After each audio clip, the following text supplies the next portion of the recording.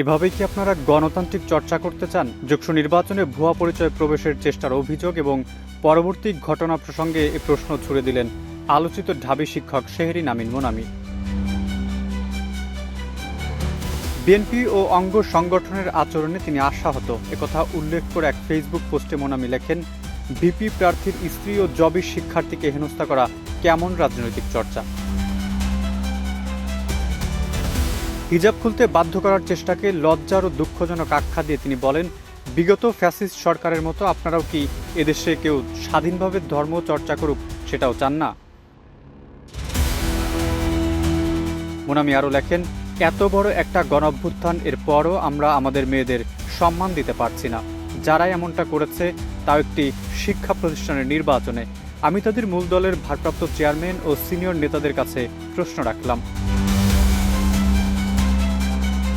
সুস্থ ধারার রাজনীতি করার আহ্বান জানিয়ে তিনি লেখেন, আমি আপনাদের পক্ষেও কথা বলবো, আমি শুধু ন্যায়ের পক্ষে থাকতে চাই।